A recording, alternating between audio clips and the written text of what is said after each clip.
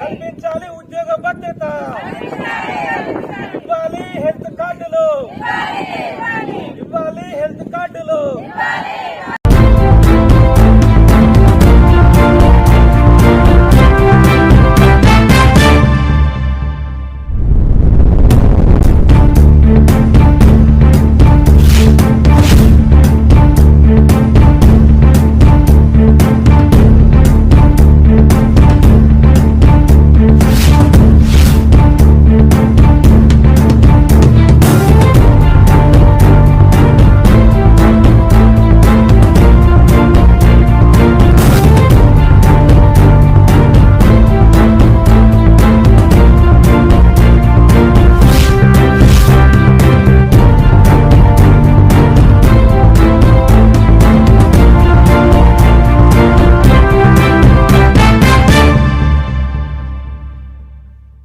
CITU రాష్ట్ర committee పిలుపు మేరకు తెలంగాణ మధ్యాహ్న భోజన కార్మిక సంఘం ఆధ్వర్యంలో మంచిర్యాల జిల్లా కలెక్టరేట్ ఎదుట కార్మికులు ధర్నా చేపట్టి పలు డిమాండ్లతో కూడిన వినతి పత్రం జిల్లా అదనపు పాలనాధికారి రాహుల్కు అందించారు.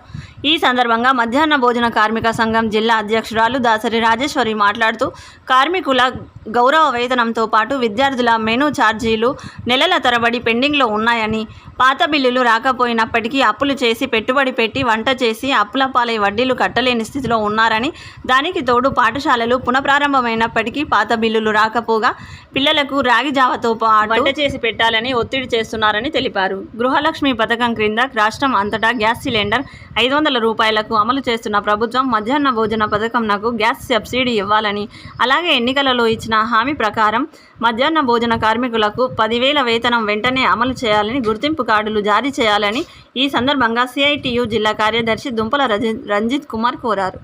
ఈరోజు రాష్ట్ర కమిటీ పిలుపు మేరకు మంచిర్యాల జిల్లాలో పనిచేస్తున్నటువంటి మధ్యాహ్న భోజన కార్మికులందరూ కలెక్టర్ ఆఫీస్ దగ్గరికి రావడం జరిగింది. మా సమస్యలు ఎక్కడేసిన గొంగలు అక్కడ అన్నట్టుగా ఉంది. ప్రభుత్వం ఎన్నికల్లో ఇచ్చినటువంటి హామీ ప్రకారం 10,000 జీతము ఇవ్వకపోగా ఇచ్చేటువంటి 2,000 పెరిగిన జీతాన్ని కూడా అకౌంట్లలో వేయడం లేదు. కోడిగుడ్లు బిల్లులు సంవత్సరం నుంచి రావడం లేదు. పెండింగ్ బిల్లులు చాలా ఉన్నాయి. మండలాలకు ఒక రకంగా వేస్తున్నారు, అన్ని మండలాలకు ఒకే రకంగా రావాలి.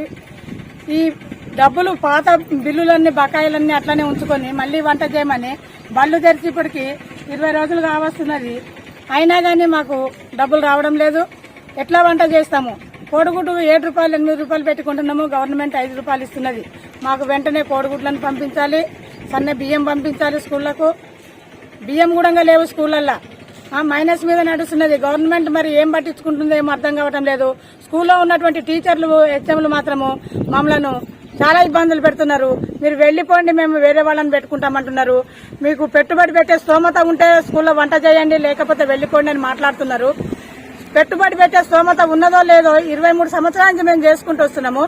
ఈ రోజున ఇప్పుడు ఈ గవర్నమెంట్ వచ్చినాక ఈ టీచర్లు మమ్మల్ని వెళ్లిపోవడం అంటే మాకు చాలా బాధ అనిపిస్తున్నది. ఈ బిల్లులు రాక ఎట్లా వంట చేయాలని చెప్పేసి అని మేము టెన్షన్లతోని బీపీలు పెరుగుతున్నాయి, షుగర్ పెరిగిపోతున్నది. బీపీ వల్ల ఒక మధ్యాహ్న భోజన కార్మికులు చెన్నూరు మండలంలో చనిపోవడం కూడా జరిగింది. అయినా కానీ కార్మికులు ఇక చనిపోవడానికి దారిలో ఉన్నారు. ఇప్పటికైనా గవర్నమెంట్ కళ్ళు తెరిచి రావాల్సినటువంటి పెండింగ్ లో ఉన్నటువంటి బిల్లులన్నీ వెంటనే. తెలంగాణ మధ్యాహ్న భోజన కార్మిక సంఘం రాష్ట్ర వ్యాప్త పిలుపులో భాగంగానే మంచిర్యాల జిల్లాలో ఉన్నటువంటి మధ్యాహ్న భోజన కార్మికులందరం కూడా ఈ రోజు జిల్లా కలెక్టరేట్ ధర్నా చేయడం జరిగింది. ముఖ్యంగా పాఠశాలలో విద్యార్థులకు భోజనం వడ్డించేటువంటి కార్మికులు రోడ్డుకు రావడానికి ఈ ప్రభుత్వమే కారణం. ఎందుకు కారణం అంటే ఈ ప్రభుత్వం ఎన్నికల్లో ఇచ్చిన హామీని ఇప్పటిదాకా అమలు చేయలేదు. ఎన్నికల్లో నేను గెలిస్తే మధ్యాహ్న భోజన కార్మికులకు 10,000 రూపాయలు నేను ఇస్తానని చెప్పడం జరిగింది. కానీ ఎన్నికల్లో గెలిచి నెలలు గడిచింది కానీ ఇప్పటిదాకా వేతనాలు రాలేదు. అదేవిధంగా అలా పనిచేసే కార్మికులు గత 20 ఏళ్ల నుంచి స్కూళ్లలో పనిచేస్తూ ఉంటే గ్యాసులు లేక కట్టెల పొయ్యితో పనిచేస్తూ ఉంటే అలా ఆ కట్టెల పొయ్యి ఊది ఊది ఊది ఆ పోకి వాళ్ళ కళ్ళన్నీ ఇలా కనిపించిన పరిస్థితి ఏర్పడతా ఉంది. అనేక కార్మికులకి ఇలా కంటి సమస్య ఉంది. ఇలా అనేక మందికి బీపీ ఇతర సమస్యలు రావడం జరిగింది. కానీ ప్రభుత్వం మాత్రం వాళ్ళ ఆరోగ్యంపైన దృష్టి పెట్టకుండా మీరు పనిచేయాలి, పిల్లలకు నాణ్యమైన భోజనం వడ్డించాలని చెప్తా ఉంది. కానీ ఇవాళ మెనూ ఛార్జీలు పెంచకపోవడం, ఇలా కూరగాయల ధరలు చూస్తూ ఉంటే టమాటా 100 రూపాయలు, మిర్చి 80 రూపాయలు, ఇంకా మిగతా కూరగాయల ధరలు ఇలా ఆకాశాన్ని అడుగుతా ఉంటే ప్రభుత్వం ఇచ్చేటువంటి మెనూ ఛార్జీ మాత్రం ఇవాళ కనీసం సరిపోవట్లేదు. ఇలా కనీసం ఒక ఛాయ్ తాగితే బయట 10 రూపాయలు అవుతా ఉంది.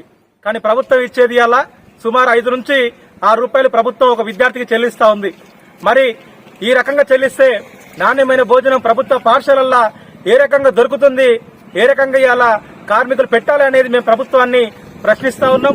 అదేవిధంగా ఇలా ప్రభుత్వం స్పందించి కార్మికులకు తక్షణమే PF-PSA సౌకర్యం కల్పించాలి, హెల్త్ కార్డులు ఇవ్వాలి, యూనిఫామ్లు ఇవ్వాలి, గ్యాస్ ను సబ్సిడీగా అందించాలి, అంగన్వాడీ సెంటర్లకు సరఫరా చేసినట్టు కోడిగుడ్డును కూడా సరఫరా చేయాలి, ప్రభుత్వ హామీ మేరకు 10,000 రూపాయలు కార్మికులకి చెల్లించాలి, మధ్యపోయిన కార్మికులను కూడా సుప్రీంకోర్టు తీర్పు ప్రకారం కార్మికులు గుర్తించి 26,000 వేతనం ఇవ్వాలని చెప్పి అనేక డిమాండ్లతోటి ఈ రోజు ఈ యొక్క ధర్నా జరిగింది.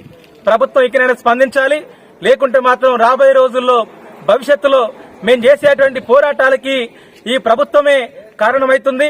ఇంకోటి ఏంటంటే రాబోయే స్థానిక సంఘాల ఎన్నికలు జరుగుతూ ఉన్నాయి. ఈ మధ్యలో డిసెంబర్లో గాని నవంబర్లో గాని సర్పంచ్ ఎన్నికలు, అదేవిధంగా జెడ్పీటీసీ, వార్డు మెంబర్ల ఎన్నికలు జరిగే పరిస్థితి ఉంది. ఈ ప్రభుత్వం స్పందించి మా సమస్యలు పరిష్కారం చేయకపోతే మాత్రం రాబోయే ఎన్నికల్లో ప్రభుత్వానికి సరైన బుద్ధి చెప్తామని చెప్పి CITU మంచిర్యాల జిల్లా కమిటీగా